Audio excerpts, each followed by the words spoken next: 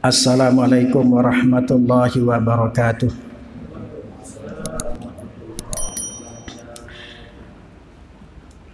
Bismillahirrahmanirrahim. Alhamdulillahi rabbil alamin. Wassalatu wassalamu ala asyrafil anbiya'i wal mursalin Sayyidina wa maulana Muhammadin wa ala alihi wa ashabihi ajma'in wa man tabi'ahum bi ihsanin ila yaumiddin. Wala haula wala quwwata illa billahil aliyyil azim. Amma ba'd. Ila hadratin nabiyil mustafa sayyidina Muhammadin sallallahu alaihi wasallam wa abaihi wa ikhwanihi minal anbiya'i wal mursalin wa jami'il malaikatil muqarrabin alaihimus salatu wassalam wa azwajihi ummahatil mu'minin wa auladihi wa dhurriyyatihi wa alihi wa ashabihi, khususan ahli badrin minal muhajirin wal ansari radhiyallahu anhum ajma'in wa jami'i atba'ihi wa syuhada wal ulama wal awliya wal salihin wal musannifin wal muallifin al mukhlisin wa jududina wa jaddatina wa abaina wa ummahatina wa man lahu huququn alaina ghafarallahu lana wa lahum. Thumma nakhussu khususan ila muallifi kitabi Safinatin Najah Al-Syekh Al-Alim Al-Fadil Salim bin Sumair Al-Hadrami rahimahullah wa musannifi kitabi Kashifatis Saja Al-Allamah Al-Syekh Muhammad ibn Umar Nawawi Al-Bantani Al-Jawi rahimahullah. Syai'un lillahi lana wa lahumul fatihah. A'udzu billahi minasyaitonir rajim. Bismillahirrahmanirrahim. Alhamdulillahi rabbil alamin. Arrahmanir rahim. Maliki yaumiddin. Iyyaka na'budu wa iyyaka nasta'in. Ihdinas siratal mustaqim. Siratal ladzina an'amta 'alaihim ghairil maghdubi 'alaihim waladdallin. Amin. Qala al-muallifu rahimahullahu ta'ala wa nafa'ana bihi wa bi'ulumihi fid dharain. Amin ya rabbal alamin. Alhamdulillah wa syukrulillah. Kita panjatkan kehadirat Allah Subhanahu wa taala dengan berkat rahmat, taufik, hidayah, inayah dan anugerahnya kepada kita semua, terutama nikmat iman dan nikmat Islam, sehingga kita bisa hadir, berkumpul, bermuajahah di majelis yang mubarak ini, tepatnya Masjid Besar Al-Muhajirin Kampung Islam Kepaon, dalam keadaan sehat wal afiah, untuk mengikuti kajian rutinitas kita, yakni kajian kitab Kashifatus Saja. Mudah-mudahan kehadiran bapak-bapak dan saudara-saudara di majelis ini dicatat oleh Allah Subhanahu wa taala sebagai amal soleh yang diijabah olehnya. Amin amin Allahumma amin. Dan mudah-mudahan kita kelak di akhirat nanti dikumpulkan bersama para kekasih Allah Subhanahu wa taala, khususnya kepada bersama junjungan kita Sayyidina Muhammad sallallahu alaihi wasallam di surga Allah Subhanahu wa taala. Para hadirin yang dirahmati dan dimuliakan Allah Subhanahu wa taala, untuk merefresh pikiran kita atau menyegarkan ingatan kita, ada baiknya saya tanyakan tentang 10 sahabat Nabi yang mendapat jaminan langsung dari Rasulullah Muhammad sallallahu alaihi wasallam menjadi penduduk surga. Artinya ke-10 sahabat ini termasuk the best 10, 10 sahabat terbaik yang dimiliki oleh Rasulullah Muhammad sallallahu alaihi wasallam, yang peringkatnya dari peringkat 1 sampai peringkat 10 secara urut, karena ada nas, terutama hadis Rasulullah Muhammad sallallahu alaihi wasallam yang menjelaskan tentang keutamaan 10 sahabat ini. Dari yang paling pertama yang sudah kita sama-sama ketahui, yakni sahabat Sayyidina Abu Bakar As-Siddiq, dan yang paling terakhir adalah Sayyidina Amir, nama aslinya adalah Abu Ubaidah bin Al-Jarrah.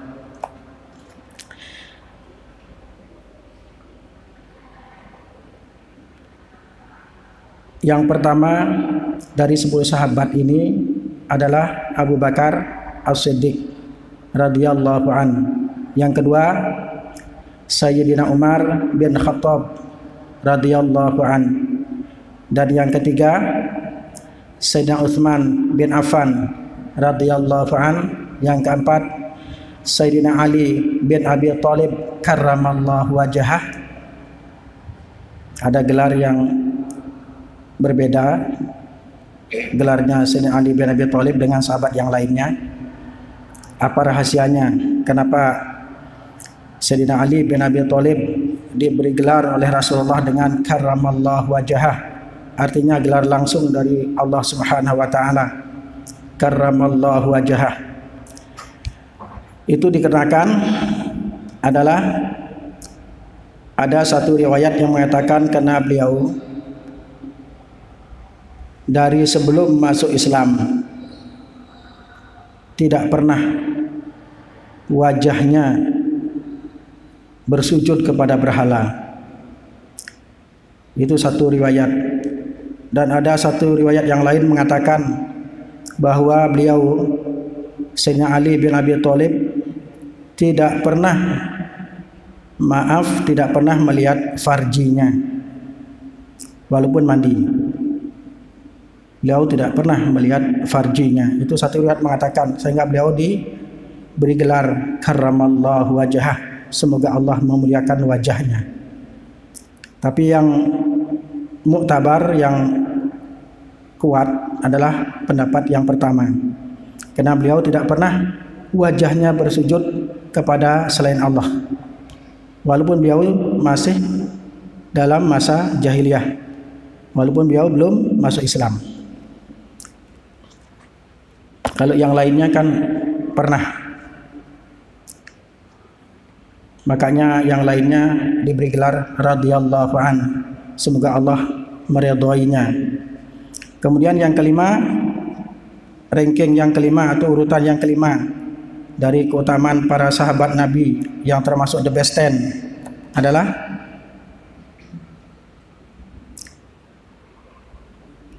lupa ya. Kalau ngaji lupa, yang nggak ada yang didapat.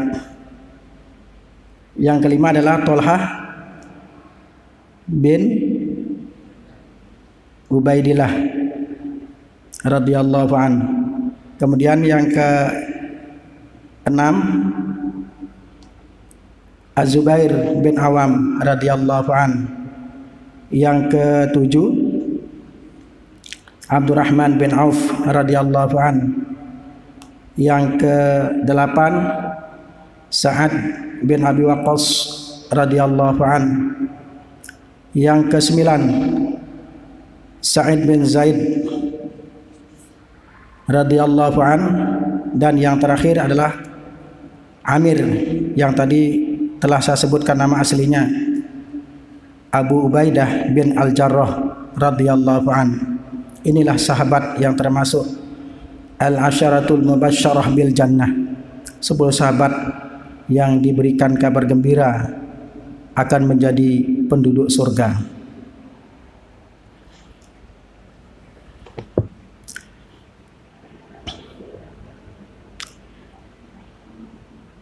Kemudian saya lanjutkan kepada topik yang selanjutnya, adalah kelanjutan dari tafsiran dari kalimah hauqalah, yaitu kalimat la haula wala quwwata illa billahil aliyil azim. Wal aliyu al murtafi'ur rutbatu al munazzahu amma siwahu. Wal aliyu, dan adapun makna al ali, al ali itu makna harfiahnya adalah maha luhur. Apa pengertian maha luhur atau al-ali itu? Al-murtafi'ur rutbatu, yang maha tinggi kedudukannya. Al-munazzahu, lagi maha suci. Amma siwahu, dari setiap sesuatu selainnya. Wal azimu, dan adapun pengertian al-azim, al-azim ini makna harfiahnya adalah maha agung. Apa pengertian daripada al-alimu? Maknanya adalah dzul azamati wal kibriyai, yang memiliki keagungan dan kebesaran atau kesombongan. Dzul azamati wal kibriyai, yang memiliki keagungan dan sifat sombong. Allah tuh punya sifat yang namanya al-kibriya. Al-kibriya itu artinya membesarkan diri atau sombong. Karena hanya Allah yang layak dan pantas menyandang sifat ini. Dalam hadis kudusinya Allah berfirman, al-kibriya uridai, sifat sombong itu adalah selendangku. Ya, selendangnya Allah, pakaian kebesarannya Allah. Tidak pantas kalau selain Allah menyandangnya. Barang siapa yang coba-coba mau menyandang sifat ini, maka akan mendapatkan laknat atau kutukan dari Allah, seperti yang dialami oleh iblis laknatullah alaih. Selain iblis, ada beberapa manusia yang juga menyandang sifat ini, mengklaim dirinya sebagai Tuhan, yaitu Raja Fir'aun. Fir'aun mengatakan dirinya ana rabbukumul a'la, saya adalah Tuhan kalian yang maha tinggi. Nah, sifat Allah disandang. Bukan sifat makhluk.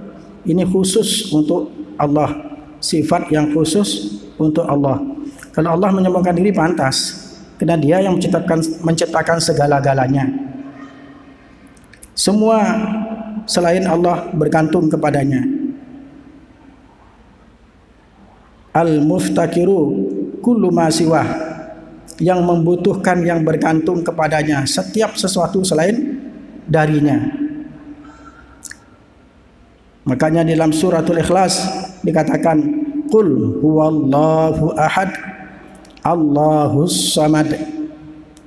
Allah tempat bergantung setiap makhluk. Setiap yang memiliki kebutuhan menggantungkan kebutuhannya kepada Allah. Karena Allah adalah zat yang maha segala-galanya.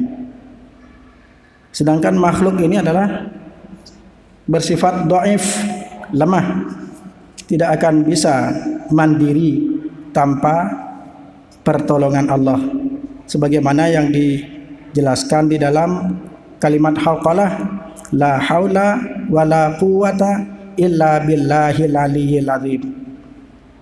Seperti tafsirannya yang kapan hari kita jelaskan, la tahawula amma ma'siyatillah illa billahi.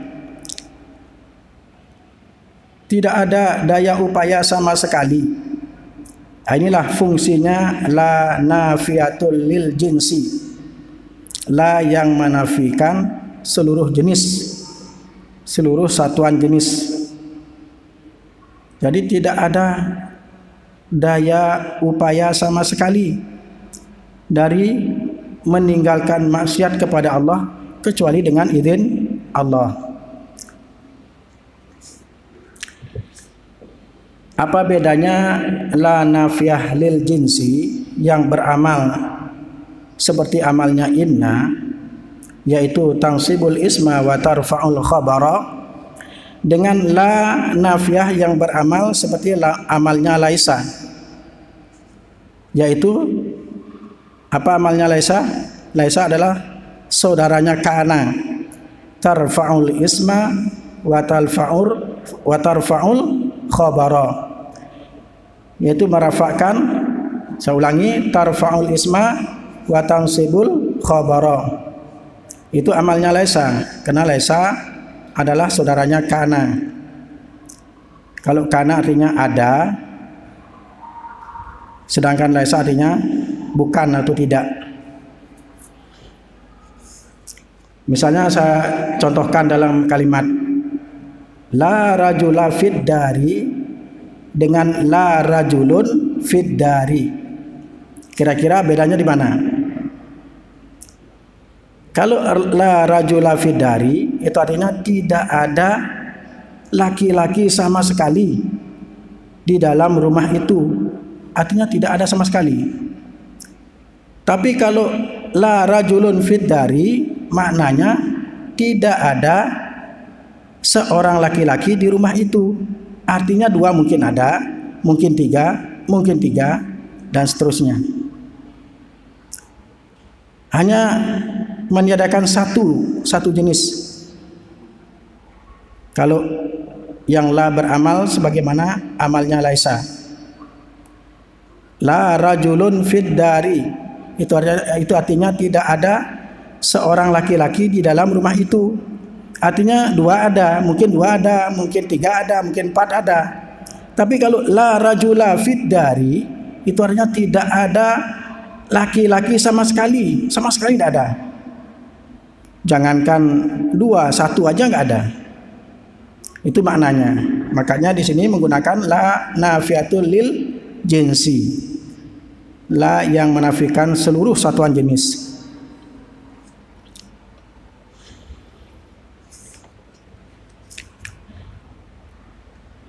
Qalahu Sawi yang mengatakan makna dari al-ali adalah al-murtafi'ur rutbatu al-munazzahu amma siwa, dan maknanya al-azimu dzul azamati wal kibriya adalah Imam Ahmad bin Muhammad As-Sawi. Imam Ahmad bin Muhammad As-Sawi, beliau adalah pengarang kitab tafsir As-Sawi, merupakan tafsir yang cukup masyhur di kalangan dunia Islam. Wa innama atal musannifu bil hauqalati, dan hanya saja.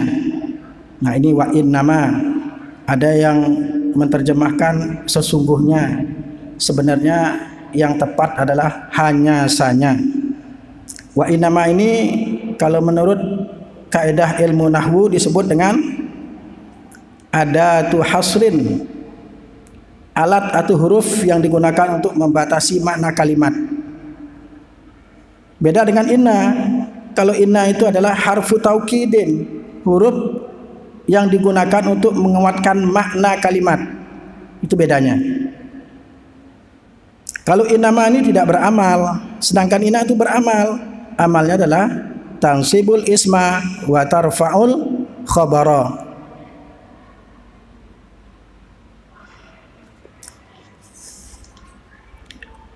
Wa innama, dan hanya saja atal musannifu, telah mendatangkan, al musannifu, siapa musannif? Al musannifu, siapa musannif? Kalau di Lombok oleh musannif, karena dia fa'il. Kalau di Lombok makna fa'il itu, arti fa'il itu oleh. Kalau waktu saya pengalaman mondok di Asam Bagus, makna fa'il itu adalah siapa. Atal musannifu telah mendatangkan siapa musannif. Musannif ini pengarang kitab. Kalau terjemahan Lomboknya, atal musannifu telah mendatangkan oleh musannif. Ya sama saja maksudnya.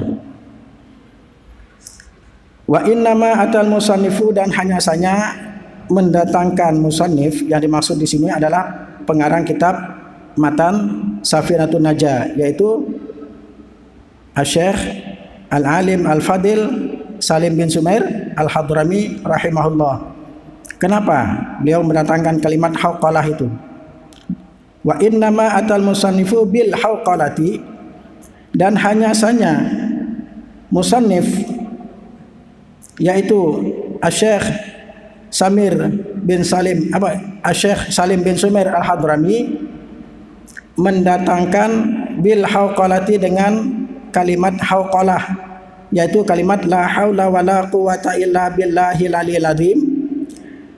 Apa maksudnya? Apa tujuannya? Tujuannya adalah li ajlit tabarri minhuma. Kalau di sini minha tulisannya. Di kitab saya tuh minha. Kalau ada yang bawa kitab ini enak untuk perbandingan. Kalau di sini tulisannya minha. Yang benar adalah minhuma. Inilah kelebihan kita kalau kita ngerti ilmu nahwu. Oh salah ini. Yang benar minhuma, bukan minha. Karena ada dua kata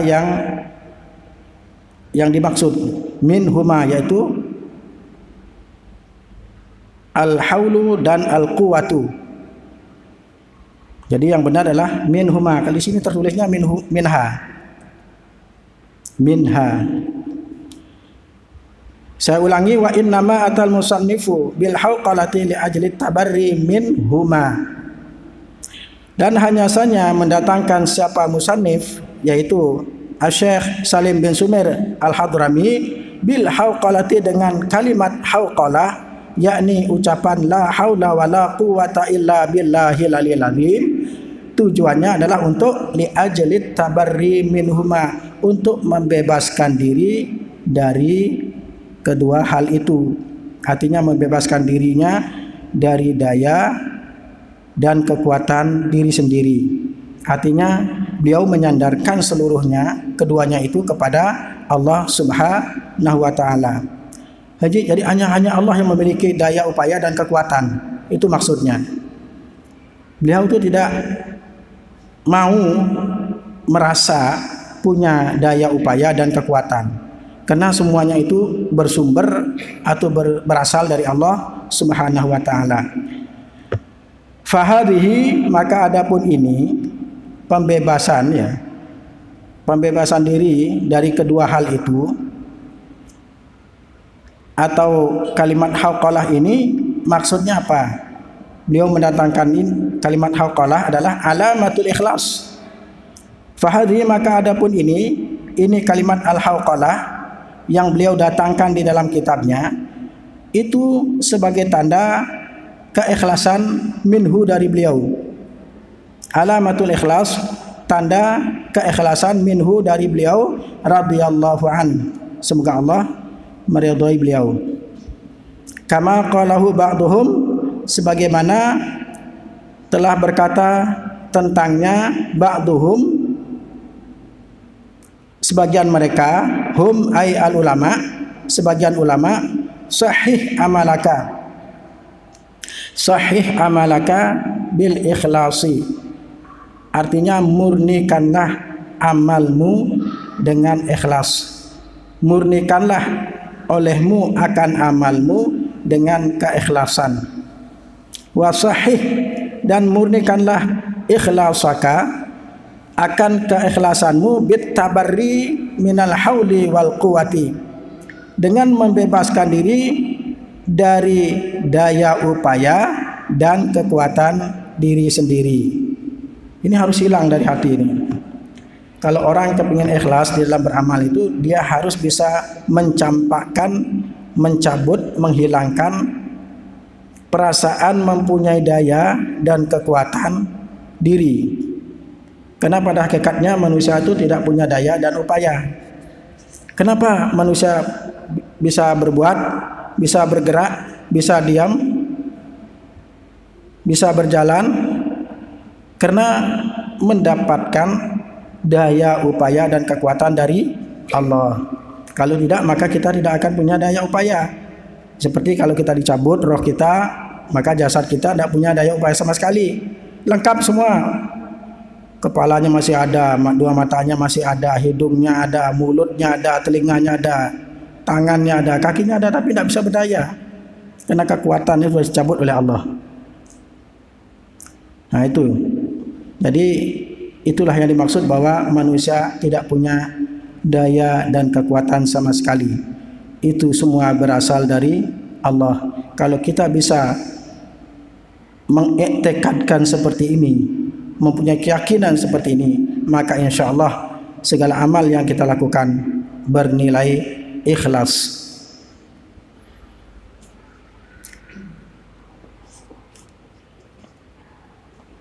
Wa aidon, dan juga adapun dia ai al-hauqalah.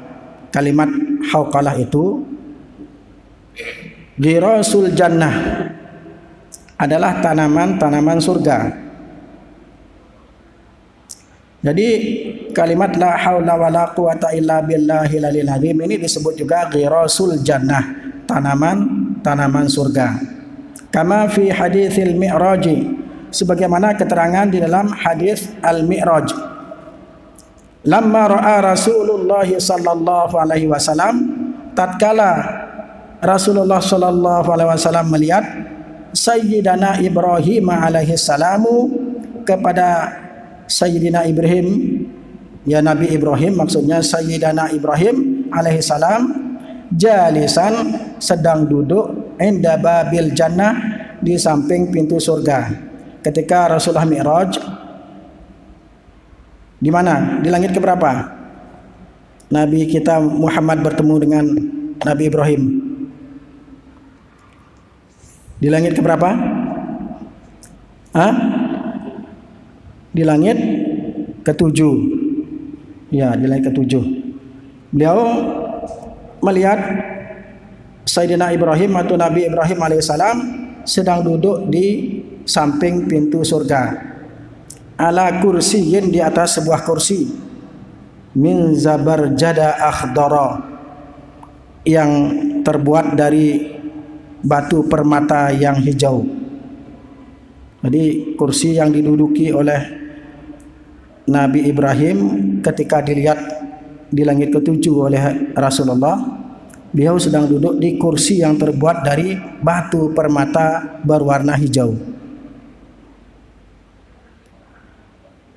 Qala li sayyidina Rasulillah sallallahu alaihi wasallam, kemudian beliau Sayyidina Ibrahim alaihissalam berkata kepada junjungan kita Rasulullah Muhammad sallallahu alaihi wasallam. Apa perkataan beliau? Mur, perintahkan oleh Anda, ummataka, akan umat Anda. Perintahkanlah oleh Anda, ummataka, akan umat Anda, fal tukfir, maka hendaklah umat Anda memperbanyak min ghirasil jannah, dari tanaman-tanaman surga. Nah, itu perkataannya, perintah dari Sayyidina Ibrahim alaihissalam kepada Sayyidina Rasulullah Muhammad sallallahu alaihi wasallam, mur ummataka, perintahkanlah ummataka, akan umatmu, fal tukfir, maka hendaklah memperbanyak umatmu min ghirasil jannah, dari tanaman-tanaman surga. Fa inna ardoha, katanya Sayyidina Ibrahim alaihissalam, fa inna ardoha, karena sesungguhnya tanahnya surga, thayyibatun, sangat baik, artinya subur, sangat subur, wasi'atun, lagi luas, sudah subur, luas. Itu jadi tanahnya surga itu subur dan luas. Faqala, maka lalu bertanya atau berkata Sayyidina Rasulullah Muhammad sallallahu alaihi wasallam, wa ma ghirasul jannah, apa itu tanaman-tanaman surga? Karena Rasulullah kan belum tahu. Maka beliau bertanya kepada Sayyidina Ibrahim alaihissalam, apa itu tanaman-tanaman surga? Faqala, maka Sayyidina Ibrahim alaihissalam berkata atau menjawab, yang dimaksud dengan ghirasul jannah, tanaman-tanaman surga itu adalah la haula wala quwwata illa billahil aliyyil azim, yaitu ucapan la haula wala quwwata illa billahil aliyyil azim. Nah, kalimat inilah yang diperintahkan oleh Nabi Ibrahim kepada junjungan kita Nabi Muhammad sallallahu alaihi wasallam agar memerintahkan kita sebagai umatnya memperbanyak membaca la haula wala quwwata illa billahil aliyyil azim. Karena beliau mengatakan bacaan ini disebut dengan ghirasul jannah, tanaman surga. Wa qala al-Qalyubi fi syarhil Mi'raj, dan telah berkata Asy-Syaikh Al-Qalyubi fi syarhil Mi'raj, di dalam syarah kitab Al-Mi'raj, faidatun, ini adalah suatu faidah. Ay hadhihi faidah ruwiya an Ibnu Abbas radhiyallahu anhuma, telah diriwayatkan dari sahabat Ibnu Abbas radhiyallahu anhuma. Di sini kenapa aku anhuma? Padahal kan yang meriwayatkan satu orang. Maksudnya bagaimana kira-kira ini? Kenapa anhuma? Salah atau keliru? Atau benar? Salah atau benar ini? Keliru atau benar? Keliru atau benar? Anhuma. Artinya radhiyallahu anhuma itu artinya semoga Allah meridhoi keduanya. Padahal di sini orangnya satu, yaitu sahabat Ibnu Abbas. Apa artinya Ibnu Abbas? Putra Abbas, putranya, putra dari Abbas. Siapa nama putra Abbas ini? Ini abahnya ini, Abbas ini, putra Abbas. Siapa putra Abbas yang dimaksud? Abdullah Ibnu Abbas. Jadi ada dua, Abdullah dan Abbas. Makanya benar kalau di sini domirnya menggunakan huma, domir tasniyah.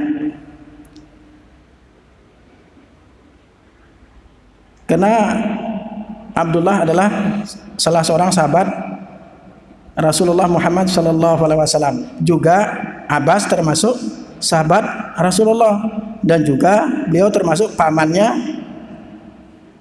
Rasulullah Muhammad sallallahu alaihi wasallam, Abbas bin Abdul Muttalib. Abbas ini putra dari Abdul Muttalib. Jadi sudah ada hubungan, jadi hubungannya Sayyidina Abbas dengan Rasulullah bagaimana? Paman Rasulullah itu ponaan dari Sayyidina Abbas. Sedangkan Abdullah bin Abbas ini sepupu dengan Rasulullah.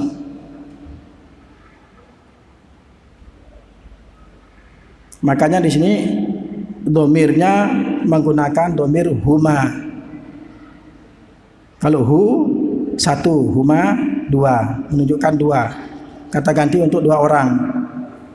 Kalau hu kata ganti untuk satu orang laki-laki.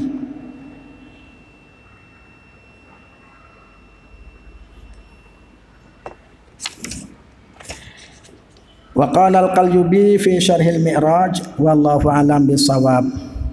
Al-Fatihah. A'udzu billahi minasyaitonir rajim. Bismillahirrahmanirrahim. Alhamdulillahi rabbil alamin. Arrahmanir rahim. Maliki yaumiddin. Iyyaka na'budu wa iyyaka nasta'in. Ihdinas siratal mustaqim. Shiratal ladzina an'amta 'alaihim ghairil maghdubi 'alaihim waladdallin. Amin. Ya, karena waktunya tidak cukup, ya saya akhiri. Marilah kajian ini kita akhiri dengan doa kafaratul majlis. Subhanakallahumma wa bihamdika asyhadu an la ilaha illa anta astaghfiruka wa atubu ilaik. Subhanakallahumma wa bihamdika asyhadu an la ilaha illa anta astaghfiruka wa atubu ilaik. Subhanakallahumma wa bihamdika asyhadu an la ilaha illa anta astaghfiruka wa atubu ilaik. Akhirul kalam wal afu minkum. Wassalamualaikum warahmatullahi wabarakatuh.